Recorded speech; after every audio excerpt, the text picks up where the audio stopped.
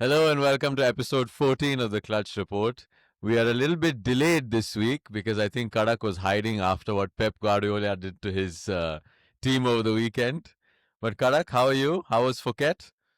It was great, Mr. Shivers. I was watching the game and not only me, even obviously I was hiding in Phuket after that disastrous first half, but I thought the entire team were hiding. I thought the entire team were partying with me in Phuket during that first half. But yeah, man, Yeah. sad state of affairs. I didn't think we'll start the podcast immediately with the Liverpool question, but thank you, Shivers. Thank you. I'm already feeling bad. I'm already I feeling mean, sad. you've got the shirt on, so that was only the first place to go. And after we thought that Liverpool had a little bit of revival after beating Real Madrid, which was a pretty big result, I genuinely thought you'd be a little bit more competitive in that game. And maybe in the first half you were. Some decisions probably went against you. But overall, I think it was a pretty fair result at the end of it.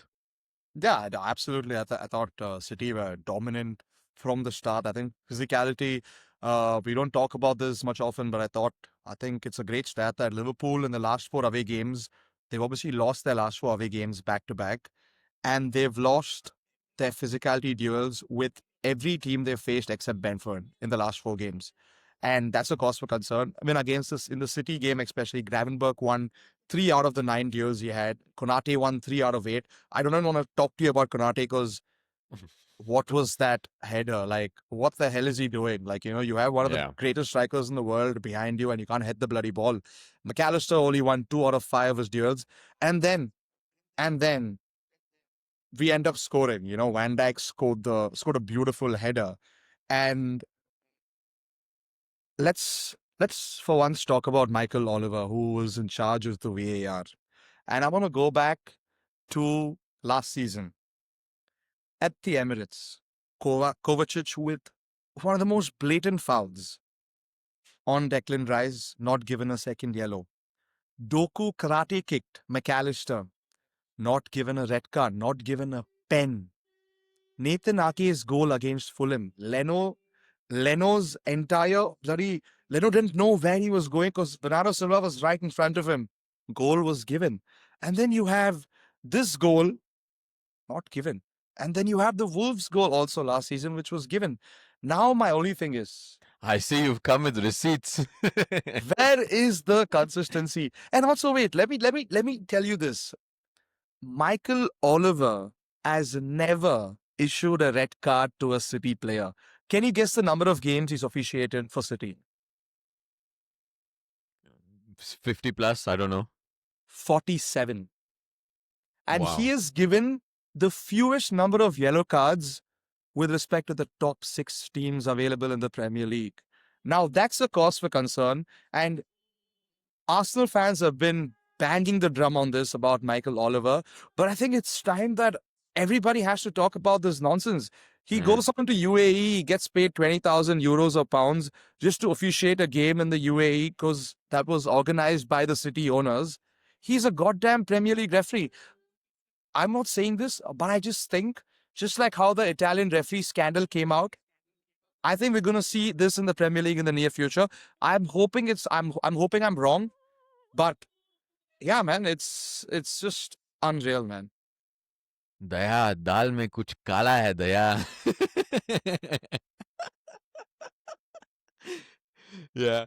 I mean, I thought you guys were definitely unlucky. I know the law is a bit strange with that offside and keeper's view being blocked, but I didn't really think Donnarumma was affected. It was Robertson, right? In his way, was supposedly in Now, his way. I I'm mean, just I gonna don't think no matter what Robertson does, that goal is still going in. I'm gonna quickly share a video, man. I just think we should see this and then we can have a chat. Give me 1 second. I'm gonna quickly share this video. Just look at this. You're telling me you're telling me Donnarumma has no idea about where the ball is?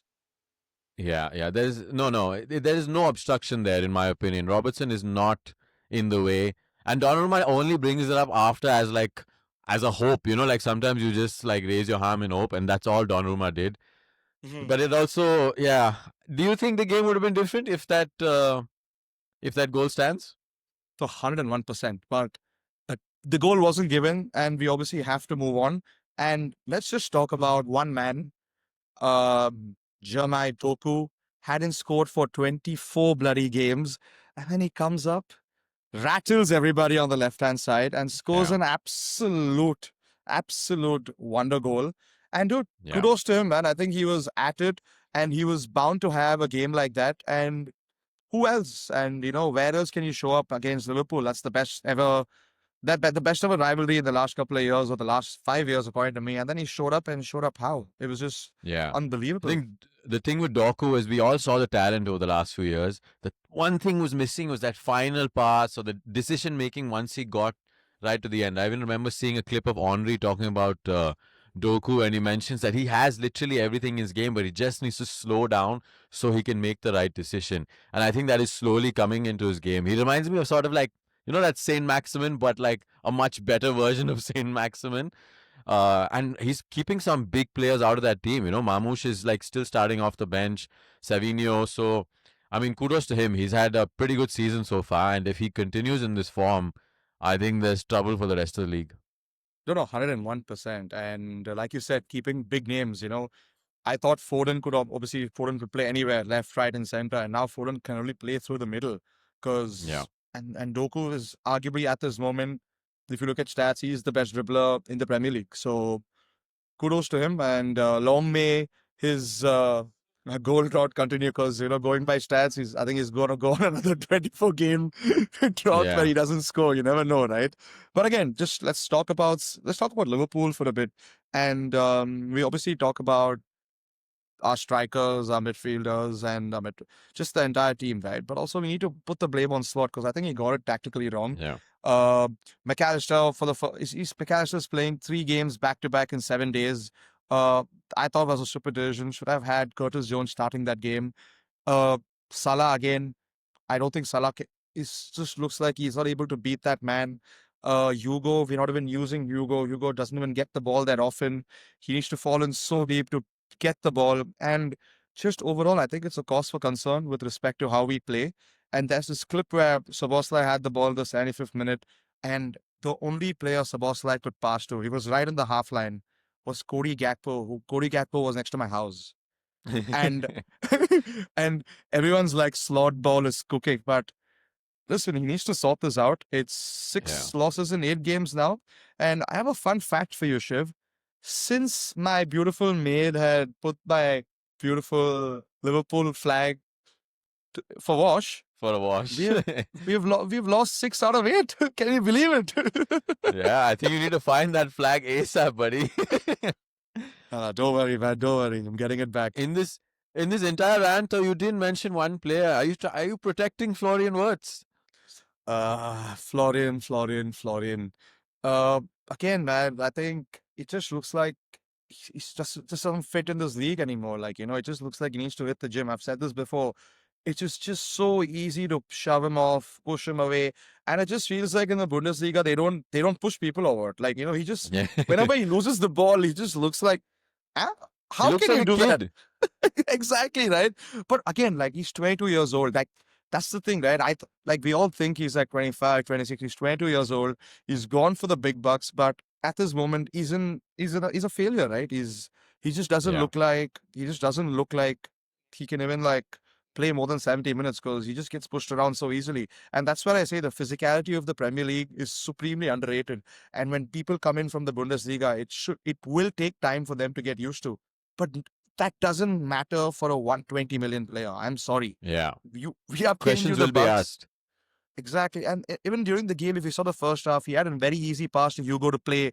He messes that pass. And it's not the first time he's doing this, That final ball with respect to Wirtz hasn't been coming throughout the season so far. Yeah. And The flair that we wanted to see is not there. it's not there, right? And you can see it, like, you have him on your fan tracks, and, you obviously, like, want to watch him All play. because of you. Bro, it's not like Hugo Ekitike is doing anything. He's getting me 1 point every time. But I'm just saying, like, when you go watch him in Bundesliga, you just saw the flair, the passing and the movement. Here it just feels like he's one step below everybody else, and that's a massive cause for concern. Yeah. I mean, Wirtz, he had a good game against Frankfurt in the Champions League. I don't remember. Did he start the game against Madrid? That was actually his best performance Yeah, in Madrid, and that got me going. Also, when I watched him play against Madrid, like I just thought he was a lot more physical. He was putting pressure. He was pressing like a massive beast, and I wouldn't say that about words, right? And the fans got behind him. And then fast forward to the Man City game, it just looked too easy for City, right? In the first half, I thought they were all over us, and yeah, again, it was smart from Pep to start Cherky. It was again the way they had them, the way they had Gravenberg locked in there, where Gravenberg couldn't even turn in the middle because they have four guys right in the middle. Where whenever Gravenberg stays in the middle, he has no pass other than playing it back to whoever gave him the ball. So it just yeah. looked, it was great. And if Pep wants to play direct and Pep is being pragmatic, this season is gonna go the distance. And I don't see Liverpool there. I don't see Liverpool even trying to reach that. I think a top four looks highly Yeah. unlikely. Sunderland and Chelsea play like this, even though Chelsea haven't been great. But it's going to be a two-horse race. And I'm sorry, Shiv. I'm afraid the three-horse race is slipping away now. Yeah, it's so strange to see this about City, right? A team that used to dominate, they would have 65, 70% possession in most games. And now he's finding a way to win with just 50%, maybe 40, even less than 50% in some games, right? It's so strange to see a pep team like this. 101%. And that's the thing, right? That's the beauty of, again, like when you make plethora of changes in your backroom stuff, and this is what happens. Like, and a massive piece of the puzzle last season for us was Hettinger, who moved to Ajax, and he obviously got sacked last week. Yeah. But we got in Van Bronckhorst, and I just don't think it's going well there with Liverpool's backroom stuff, and everyone's pleading for Hettinger to come back. But again, dude, I think Slot just has to stop talking in press conferences and start sharing his tactics to every Tom, Dick, and Harry in the world, and just needs to shut up, watch the videos, analyze the game, figure out how to get out of this mess. Because we are in a serious problem at this moment. We have bought players for a certain amount of money. We have sold two, but we cannot be playing this brand of football. Yeah. It's, again, mini crisis for Liverpool. Luckily, I think maybe the international break has come at the right time for you. Maybe get a little bit of a reset going on. But with City, it's like they're still very dependent on Haaland, right? Like it's one injury away, maybe. I'm not saying I'm not praying for an injury on someone, but the goals are still very dependent on Haaland. So if that form continues, of course, there will be a force, but they do need some support from elsewhere, which came from Doku and stuff. But we'll see how long that train continues. But moving on to another game, I don't know if you got the time to watch it while you were parting away in Phuket. But Spurs 2, Manchester United 2. What did you make of that game? Look, I actually watched that game because it was the first game of the game week, so I had time to watch that game, and I thought again, Spurs were poor. I just thought United also were poor, but I just thought Spurs at home could have done better. I just thought the atmosphere was lacking in the Yeah. first 80 minutes. You know what I mean? Till they got that goal, and I thought Odegaard was fantastic. I thought when he came on, took on players. I think well deserved. I think he scored two, right? Or he not scored. No, he got the Tell assist. scored and yeah, Tell and then Richarlison, of Richarlison, course, Richarlison taking his got shirt the off and all that drama. Bloody and all idiot. that drama.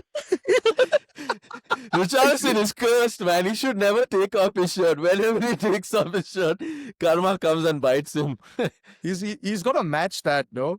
The only player in the history, I think in the history of the Premier League, who's ever taken his shirt off after potentially scoring a winner, and then he never wins that game, dude. Like, I think if I was but again, going back to United, I just think that, it was weird to watch Cunha. I thought Cunha was a little average. I just thought He had that a poor game, yeah. he had a poor game, and I just feel like the passing in the middle, where I thought Sesko missed a couple of sitters. I know he should be scoring that one-on-one. Obviously, he got injured there, but it just felt like when I saw Sesko in that one-on-one, you could just see a striker with no confidence. But what are your thoughts on Sesko there? Obviously, you being a striker, obviously you played seven-a-side and five-a-side in Bangalore, and when you see a striker like that missing that chance, is that a cause for concern for you? Yes and no. I still think he does. He's done a lot of things well, and he's far better at linking up the play and holding off defenders. Then we've been playing long quite a bit, right? So Lomans plays the ball long. He gets the flick on for Mbumo or Cunha. So a lot of that is there. That confidence in front of goal. is still lacking. Like even with the second chance, which I thought was even a better chance, where he's on, he's got to cut across so Van de Ven cannot come and get the ball, right? True. But he was just a bit hesitant there, and he's unable to get his shot away. Unfortunate with the injury, but from what I've heard, it's not too serious. So hopefully he should be back after the international break.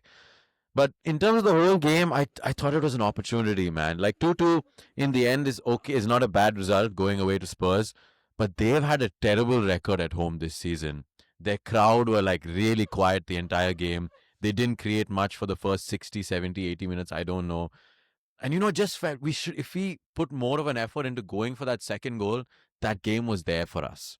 That's what hurt me because we got the first goal and then it was just, we were a bit sloppy. We weren't really pushing for that second goal. That urgency wasn't there. We did have a couple of chances with Sesko, like you said, but it wasn't enough. And also, Casemiro has become so important to us, but he can't play 90 minutes. And which baffles me. We don't have midweek football. It's not like he's 37 or 38. He should still be able to play one game of 90 minutes at high intensity, once a week. So Ruben came out and said that, like, yeah, he cannot play more than 70, which is a cause for concern. We don't have midweek football. He has to be able to fit. He has to be fit enough. What surprised me was generally United looked more tired than Spurs, which was they had a game midweek. We didn't, so we can't use that excuse. But we looked more tired, but still positive signs in terms of there was resilience and grit at the end to get that goal. I think Dillit, man, I have to talk about Dillit. He's been absolutely massive for us. He's been like, I think he's played every minute of this season so far, and he's been an absolute rock at the back, marshalling the defense in terms of a leader, making last ditch tackles, just in terms of organizational skills, and now getting a goal also, such an important goal. He's been probably, apart from Mbumo, our second best player so far, I think. No, 101%. Also getting that massive goal in the end, it just felt like a great performance from Dillard. But again, I'm just going to go back onto Casemiro and I'm just going to go back to just the tiredness of this United team. Because, I felt like Cunha also was a little tired because it just felt a little weird for me because you guys don't play Yeah. during the weekdays. You guys only play on the weekend. So definitely a cause for concern with respect to what Ruben Amorim said about Casemiro, but also a blessing in disguise with respect to, hey, listen, I'm so happy I'm not playing any midweek games this season. And then Yeah. you can literally, like you said, there are signs of positivity. But I just want to touch on one more thing. I just want to ask you this question. What was the formation change with respect to Ahmad? Like, because when I watch United play, I love the partnership between Ahmad and Mbuemo. But do you think that also caused a little bit of an underperformance from United in general? Maybe in a sense because Mazraoui has not had a lot of minutes this season. And yeah, I found it a strange one that he didn't continue with that. I think he was worried about just defensive work. And you can see like they've got that Mickey Van der Ven. And Ahmad has been exposed. Even in the Forest game, defensively, Callum Hudson-Odoi consistently got at him and was consistently beating him. So I think that concern was there. That's why he played Mazraoui. But that's the risk with the system. Ahmad is not essentially a right back, right? He's not a wing back. Is you will do either one better or one worse, right? So he's better going forward. The same thing with Dalot. Dalot is better defensively, but not as good going forward. So in some games he is going to make that choice. I just feel with Amar and Mbuemo, they're forming such a good relationship. So you need to be a little bit more bold, a little bit more confident, and play them. And then if you go two or three goals up, then you can make that defensive substitution and sort of control the game. So yeah, maybe it's a tough one, but I see where he was coming from. But I'd like to see that Ahmad and Mbumo relationship continue to grow. And No, like you no, said, they're playing one game a week, man. So just let it flourish. I was really going to say that. But again, I think I think we need to move on to the next segment, and I think we need to clap hands because Arsenal did not score us that piece goal this week. And see what happened? They didn't win the game. And they didn't win the game. And finally they've conceded, boss. Sure, Yeah. it just felt like these lot were never going to concede a single goal. It just felt like they were so fine tuned at the back. And then you just saw Sunderland. Let's just talk about that team. What a beautiful run they did, and it doesn't look like they're going to stop here. I think they look fundamentally they look well organized. Fundamentally, they know what they're doing. They play the basics really, really well. And they have a decent bench strength where they have this guy, this Brobry, the guy from Ajax, coming in Hmm. as he's just coming on as a striker. So it just looks like they have it in them to kind of, finish top 10 or even like top 7.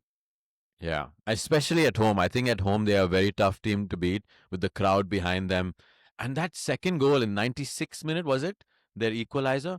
That is Mhm. a fantastic finish. Was he, I don't know, was it Saliba or Gabriel that he Gabriel. basically shoved off and then contorts his body in that weird way to score? But that's just desire from a striker, right? You want to be the first one there. Even the header for the first goal, they're great strikers' goals, great instincts. I think Arsenal were probably the better team overall in the game, but you ride your luck in those games, right? And you need those moments. If you capitalize on those moments, you will win the game. So, but yeah, Sunderland, they definitely seem like they will have a top 10 finish this year, at least the way they're going. And if they continue their home form, man, they're going to be a tough team to beat.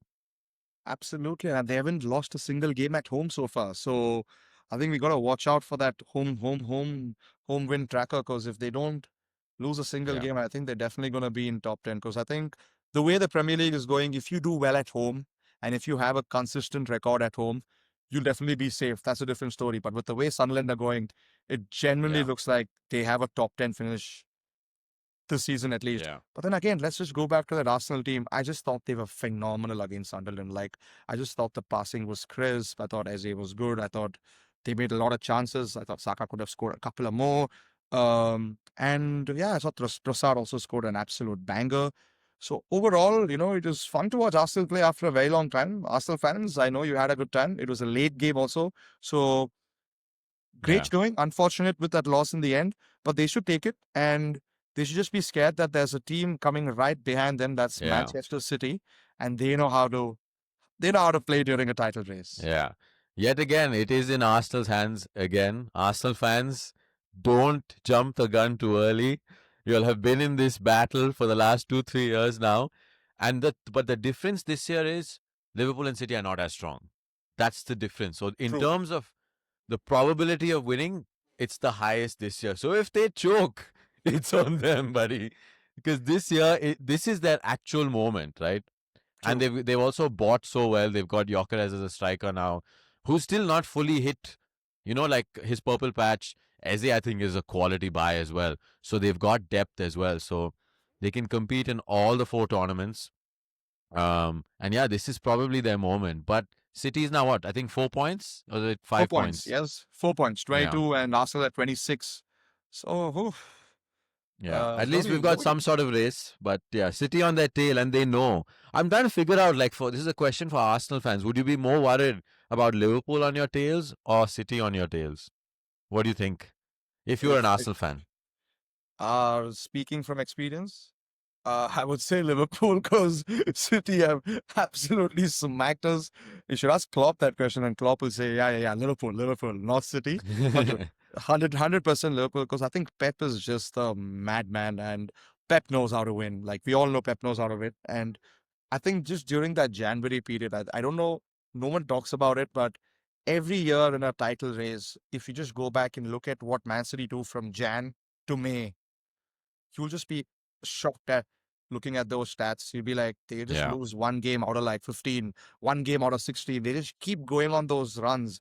And again, like you mentioned before, like, obviously the Haaland train has to stop, right? Like, there's no way the yeah, Haaland train keeps going on for yeah. nine It's months. scary right now. It's scary right now, right? But what if the Haaland train doesn't stop? Because it looks like he can score a brace. He should have got a brace against Liverpool. Mohamed Ashwali Hmm. saved a penalty, but it Yeah. just looks like he has a brace written on every game. I agree. I mean, yeah, they're a lot. They're very dependent on Haaland now, but we'll see how the season progresses. It's also, apart from Arsenal, all the other teams have shown signs of inconsistency. Right, Mhm. from second place to I think about ninth place, the shuffling has gone on every week. Like, you guys are also currently below us because of like Aston Goal Villa difference. winning and then the goal difference. So it's still early in the league, 11 games in. It seems like, yeah, Arsenal will definitely be up there, and it's whether City, Liverpool, who's going to find that consistent run of form.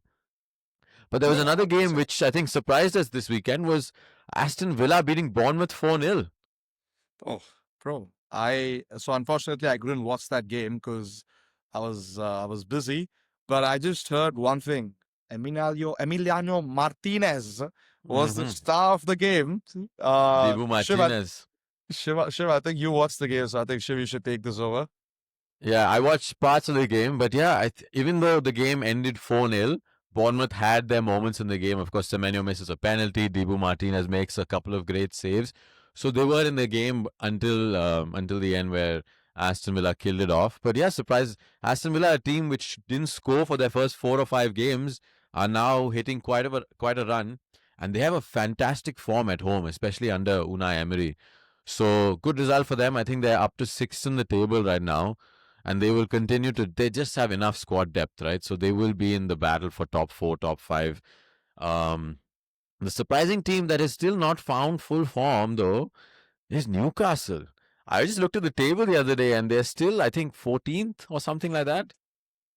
14th, I So think they're gone. yeah, it's a strange one with Newcastle, but again, maybe it's just the fact that they've got so many. They can't cope with um, Champions League and the amount of games they have to play. But another team that won, Chelsea, comfortable victory against Wolves. I mean, it's not much of a challenge beating Wolves these days. They have 2 points on the Shiv, table. Shiv. I want to just say one word for that Chelsea win, Shiv. I know what you're I'm going to say. Garnacho. Bro, he was on fire, Ah, huh? On fire. yeah. He was He had he was at a it. good game, one of his better games. Again, I Mhm. mean, I've seen the best of Garnacho at United also, so we know he has it in him. But it's just about consistency with Garnacho. His decision making for us was extremely like erratic. So he will have games where he's the star, and yeah, he was excellent in that game. I think he assisted 2 of those goals. Could have maybe scored one as well. But yeah, I'm not going to jump the gun too early on him. It's Chelsea beating Wolves at home, a team that has struggled all season.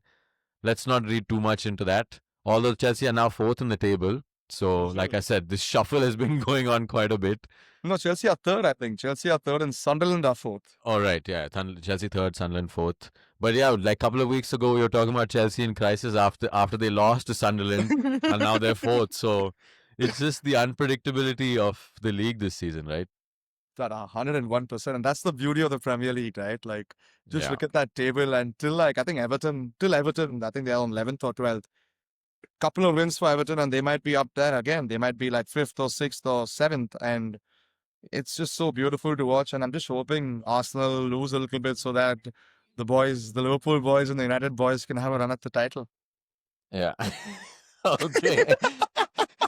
your your early sadness from this podcast is all gone, and suddenly you're in the title race again.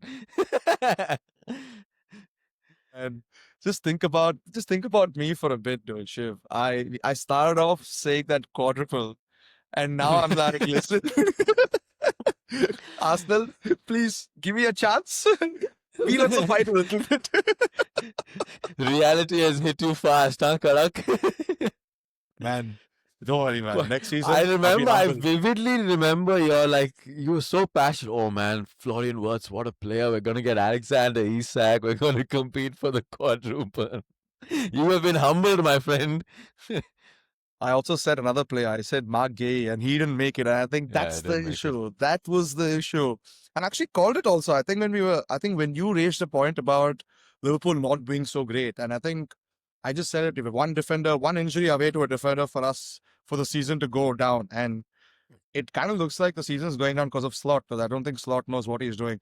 But nevertheless, I think we've spoken about this Yeah. a zillion times. But before we move into a little preview of the India South Africa series, I want to play a little game, little blind ranking for you.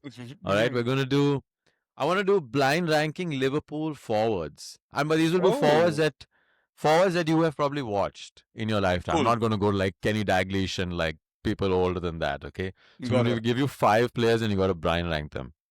The Cool. first one is a bit unorthodox, but I'll go Bobby Firmino. Ooh, Bobby. I'll put him on fourth. No, Okay. I'll put him on Bobby Firmino, right? I'll put him. So I'm gonna say strikers or I want wingers? Only center forwards. Yeah, center forward or striker, not a winger. Don't worry, Salah will Okay. not be mentioned. Number three. Bobby, number three. Okay. Your next name is Fernando Torres. I'm going to say number two. Okay. Okay, so I think you know who number one is going to be. Your next player is Michael Owen. Ooh. I'll put him at fourth. Okay, yeah. If he didn't play for United, Third. your next player is Luis Suarez. Number one. El Pisterio. Number Yeah, one. I was, I I'm was, gonna play. I wasn't sure if we'll go Torres first or Suarez first because I think Torres had a few more years, right, at Liverpool than Suarez. I just think that with Suarez, what he just brought to me with respect to the team he played with, he just got me back like to being happy, man. I was watching him play. He just kept getting suspended and never got injured for all the bad reasons. But he was just such a dynamite, man, such a star. Left us, and he was arguably the best striker in the world for 3 years. So what a player! Yeah. I still go back whenever I want to be a little happy. I just watch Suarez videos for Liverpool and just watch the Liverpool versus Norwich goals. He scored like a couple of hat tricks Yeah, that against hat them. trick was one of the best hat tricks I've ever seen. Exactly right. And just man, Luis Suarez. That's how to talk about him. Yeah. Hungry for goals, hungry for meat. He was hungry for a lot of things. Who's the last one? Who's the last one? Who's the last Your one? last one is going to be easy for you. £35 million record Liverpool signing Andy Carroll. Okay, I'm actually loving this beautiful. I was gonna say Michael Owen fifth, but yeah, Andy Carroll fifth. Yeah, let him be there. Yeah, so that's a pretty good. I think you nailed it on the head. That you can't change that list. It's literally Thank you. perfect, in perfect order. So it's my turn now. So okay. Let's do your top midfielders. Okay. Or should I just say top United players? Like, okay, I say top midfielders. Let's do that.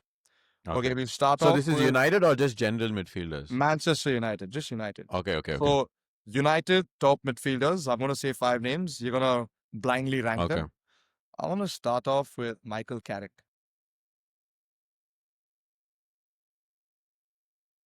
3.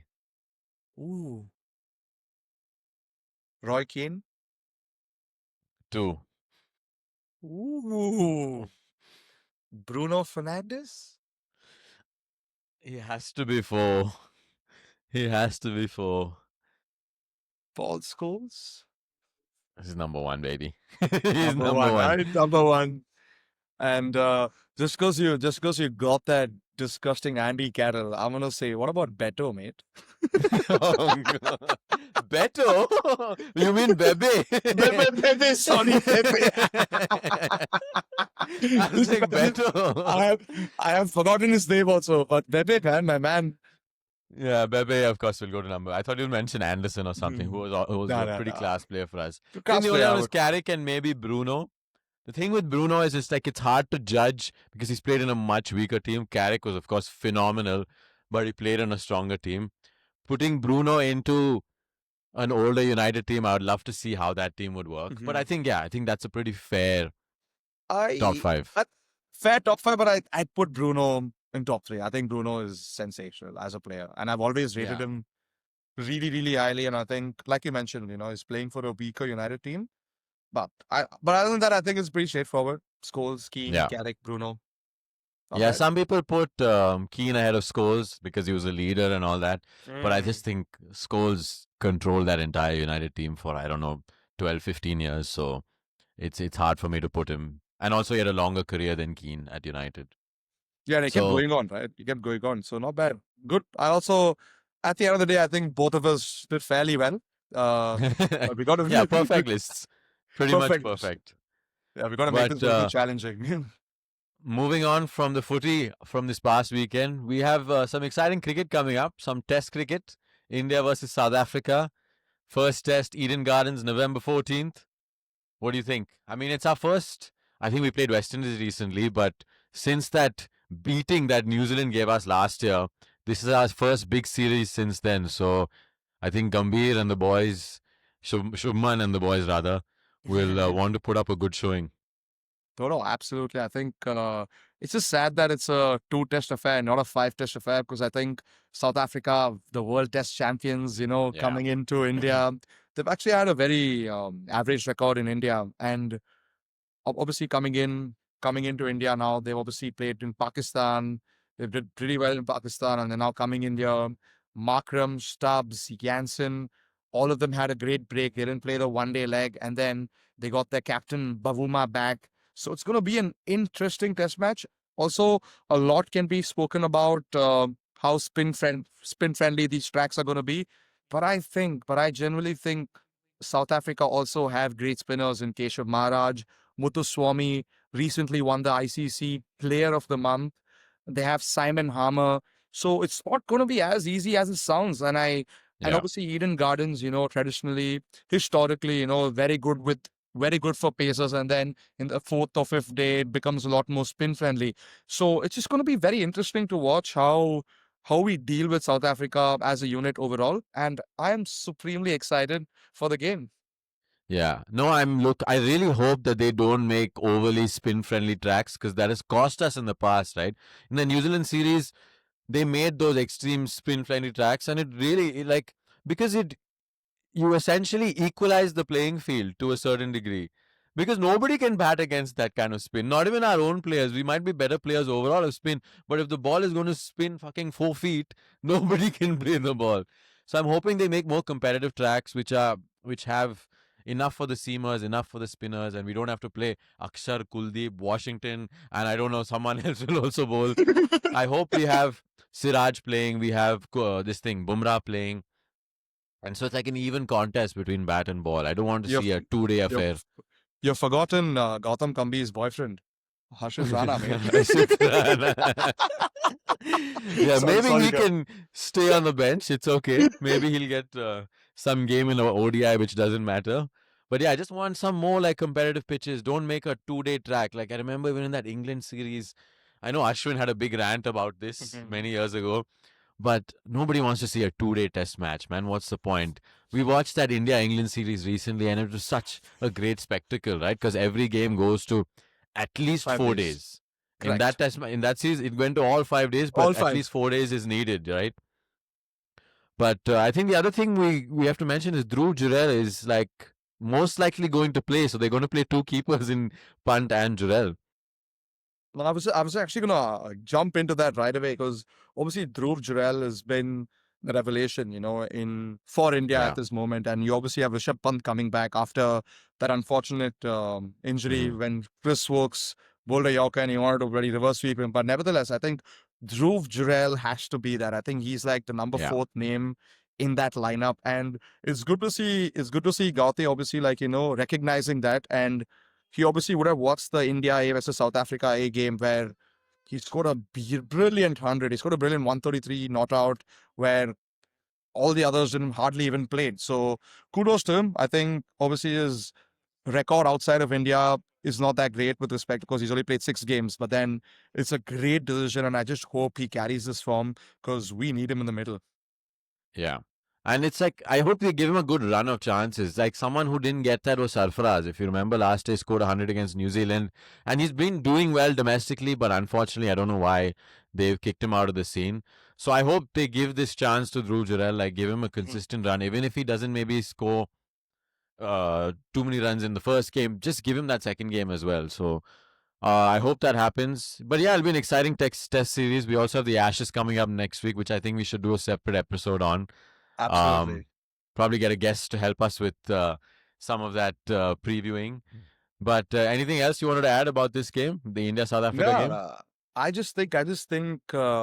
I generally think South Africa have a chance, and I'm going for a sneaky South Africa win. I think I'm looking at them winning that series because believe me, Shiv, I think after this win, after that World Test Championship win, I just feel like South Africa in Test cricket, right? They have this thing up their chest where I just feel like they're gonna cause a surprise for us, and I'm hoping it's not true, but just a feeling. Yeah. No, I disagree with you here. I think just based on what happened last year in that New Zealand series, I think these boys will be up for it. This is their first big test at home. They're not going to take it lightly. I think our batting will be too strong. I think the series will be competitive, but I can see us winning either 1-0 or 2-0, to be honest. As Oh, long as clean they sweep. don't make those extreme, spinny, dirty tracks, you know what I mean? Make No, I competitive know. pitches, and I think we'll be fine. I'm hoping you're wrong, but by the looks of it, this season you've been spot on with all of your bloody uh your predictions. So Some of more. them, some of them. Wait, compared to mine, mine's been horrendous. Okay, fair enough. Fair enough. I'm winning the prediction game so far, but not overall, just against you. But yeah, man. But yeah, yeah, Shivers. I think that's about it for today. Shivers, take it over. Yeah, that's been episode 14 of the Clutch Report. We need some help in reaching 100 subscribers on YouTube, and that's our goal. By the end of the year, by December 31st, we're hoping to hit that goal. And on Instagram, we're looking to hit 250 followers. We're 30 followers away. So if you can please help us get to that landmark. So please like, share, subscribe, and we will see you guys in the next one.